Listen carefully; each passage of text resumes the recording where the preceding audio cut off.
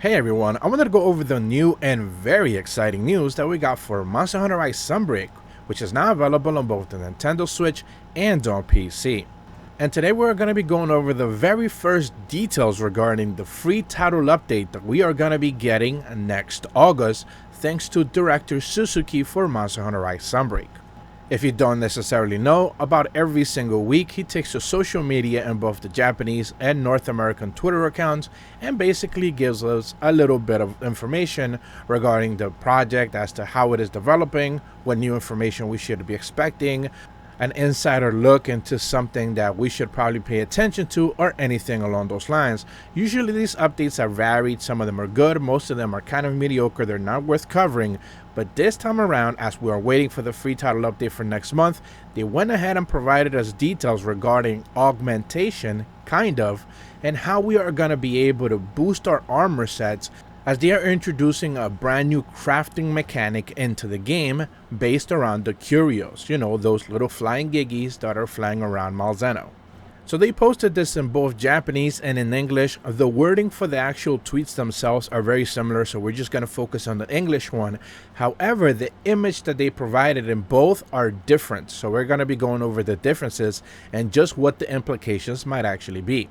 According to the actual tweet in English, it reads, "For the first title update, we're adding new content regarding anomaly research. In relation to that, here's a sneak peek at a curious crafting," curious written like curio as in the flying giggies, "which allows for the armor updates. The upgrades will utilize new materials that will be added with the update. Please look forward for more news." And of course, the image attached right there is the Malzeno bracers. This is just the normal armaments that you are going to be able to craft from the Malzeno parts. And you're going to notice here's a couple of two things that are highlighted. The first one is the defense. It says +8. And on the bottom, it says skills +1. So I actually went ahead and loaded up the game just to see which skills the actual armor set has. You should be seeing them on screen right now. Typically, it comes with Wirebug Whisperer level 1, Attack Boost level 2, and Bright Resistance level 1, and just the normal resistances, -2 fire, -2 water, +2 thunder, -1 ice resistance, -5 dragon resistance, a 4-slot decoration, and 120 defense. But now it seems to have been crafted with this plus defense bonus and blast attack, which previously was not available there. So what they're hinting at is not only the introduction of brand new afflicted pieces, essentially just drops that we are going to be getting from those afflicted hunts, which they kept mentioning that the new free title update is going to be adding more difficulty. Perhaps this actually means an entirely new wave of quests for the already afflicted monsters we have in the game, and perhaps a couple of new ones, having special quests that are going to have specific drops. These drops are most likely going to give us access to crafting brand new material pieces or upgrading the ones that we already have.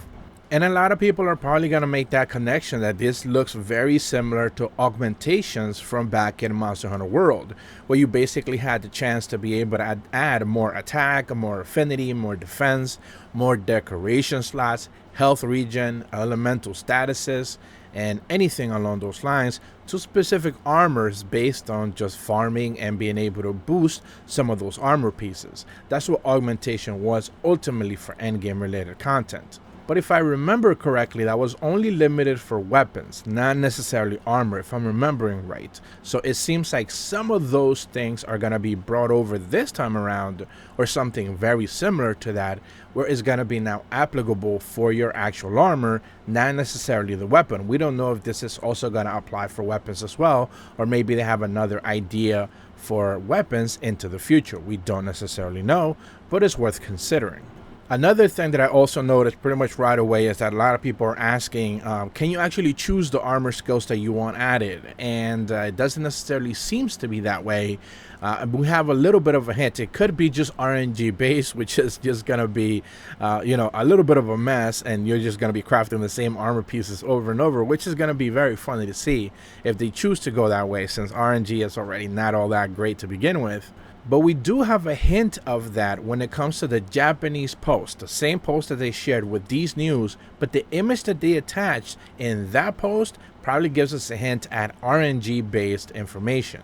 So in the Japanese image that they attached, the armor actually has +2 defense, +1 blast attack, and +1 sleep resistance. So unlike the base one that we have in English, where you still get that +1 blast attack, but you also get 8 defense, which is 6 more than the other one has, the trade-off here would be that you get sleep resistance +1 with the trade-off that you lose 2 defense for this specific augment.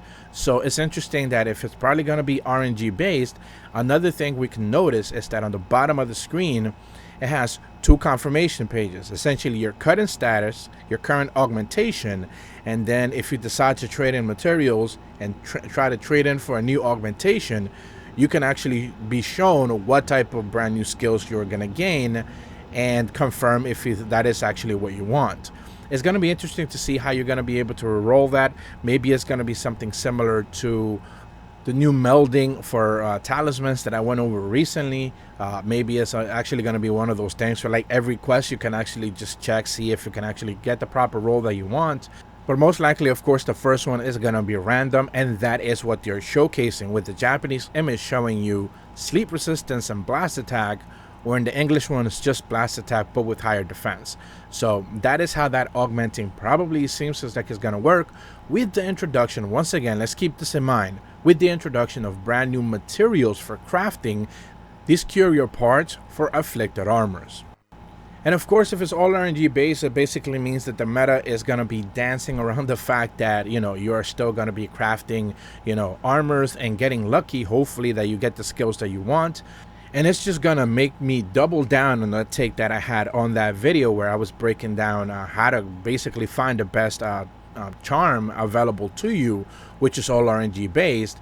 Is that it doesn't necessarily matter when you see people making videos like this is the perfect armor for this and this is the perfect armor for that.